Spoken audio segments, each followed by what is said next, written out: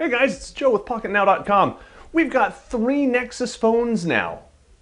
We've got the Nexus 1, the Nexus S, and the Galaxy Nexus. So let's go ahead and take a look at the history of the Nexus phone.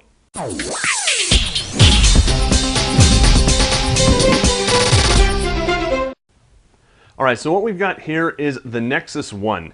This was the first Nexus device from Google, although not the first launch device. That really goes to the G1, which unfortunately I don't have here to show you. But that was the one with the flip-out slider keyboard. So let's take a look first of all at the Nexus 1. It was a keyboardless device. Very slim, very slick, had this really cool whitish roller ball that got gray over time, as you can see here. This also was your notification LED. It would light up and blink and was multicolored, so you could have all kinds of different notifications come through here via apps and custom ROMs. Now, when this came out, it really was introducing the Froyo operating system, which was really only available on the original Droid, if memory serves. This came out after that, and it served to show off everything Google had. And as you can tell, this phone has really been well used. The back panel slides up and off, where you've got your micro SD card and SIM.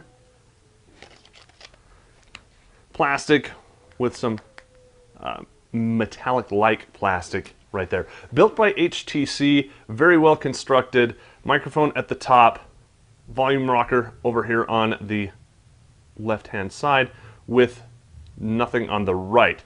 The power buttons at the top along with the microphone or headset jack, really. Camera with flash, speaker, that kind of stuff. Down at the bottom we've got 2 things that I want to show you. First, we've got the micro USB port, and second are the little gold dots. Now those were used in Google accessories for charging and pairing and whatnot with the desktop dock and of course the car dock.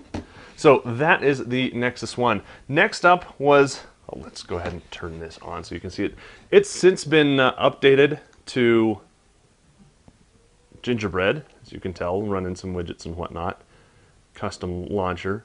So overall, you know, really smooth, really cool, you know, really nice. So moving on to the Nexus S. The Nexus S introduced a curved screen, if you can see that, and also brought with it the Gingerbread operating system. Now this was just like the previous Nexus, where it was a flat screen. This time you do have a camera up front, speaker up front, but overall very clean front display. That's all you've got on the front. On the top you've got nothing but a way to access the battery compartment.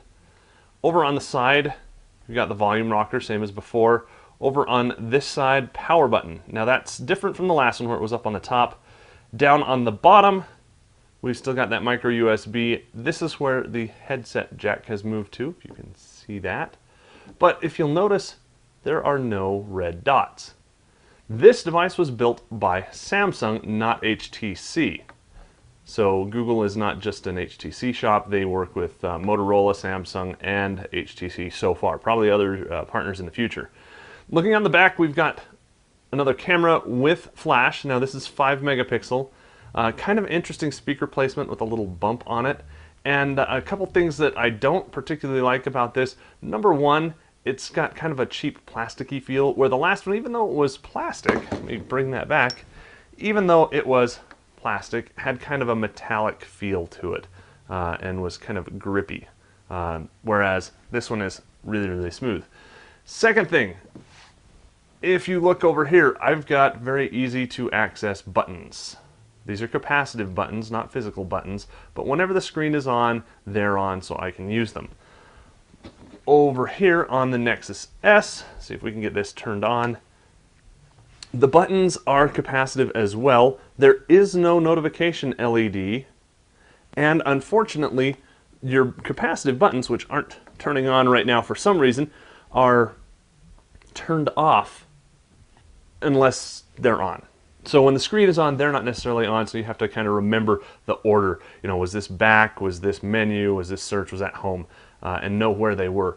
Not really cool. I didn't like it on the Galaxy S phones, but that's kind of what we were left with. So you can see it's booting up there with the unlocked bootloader. And on to our last device, the latest device. This, of course, is the Galaxy Nexus that we've shown you in the past.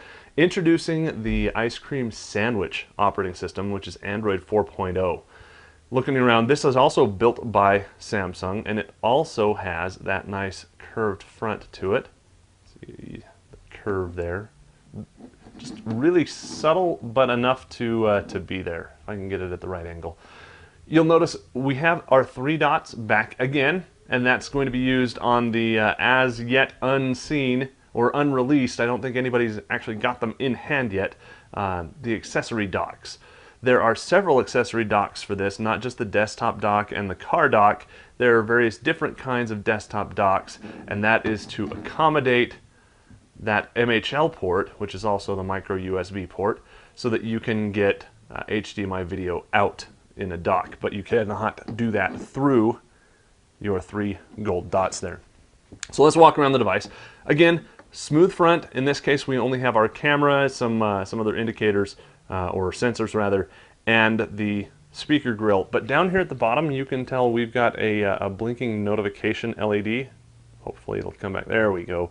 Multicolor, so eventually, we'll be able to get customizations of colors in there through apps or custom ROMs.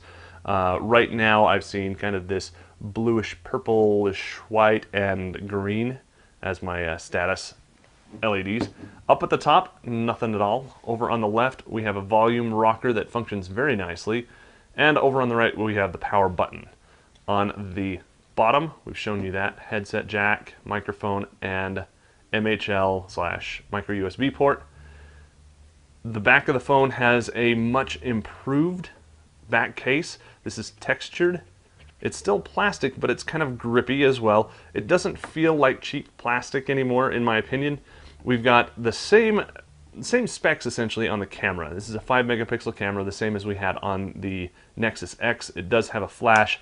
Speaker is down here on the bottom, which is really ingenious. A lot of people don't realize that that speaker is sending sound away from you. So if you want to listen to stuff, movies or music or whatnot, it's pointing away. That's really not cool until you realize that you're holding it in your hand like this, and you've just created a sound channel right there to redirect that audio back towards you. On the other phones, when you're holding it, that's where your sound comes from. So when you're holding it like this, it's going away from you. Over here, same thing, it's up at the top, so it's going away from you as well. Now, as far as processors go, this guy had a 1 gigahertz processor. This guy has a 1 gigahertz processor, and this guy has a dual core 1.2. Comparing the sizes, see if I can get them all lined up, you can see right there how the sizes have evolved quite a bit into larger phones. They're still easy to hold in hand. In fact, one thing that I'm really noticing about the Galaxy Nexus is how nice it is to hold in hand and how much more room there is to breathe in the screen. In fact, going back to the Nexus S was relatively difficult for me. Not all that fun, in my opinion, to go back to the gingerbread interface. Let's look at some dimensions now. Just put these side by side here so you can kind of see them. That kind of also shows you the curved screens. But all slates, all nice, all really kind of cool devices, and all launch devices from Google. So there you have it, the evolution of the Nexus phones. If you want to see more videos like this comparing cool stuff, make sure you subscribe to our video channel if you haven't done so already. Give the video a big thumbs up so you can share it with your friends. And to get more in-depth specifications about each one of the devices, head over to PocketNow.com, where we'll break those down in a little bit more detail. For PocketNow.com, showing off phones of the past as well as phones of the present, I'm Joe Levi.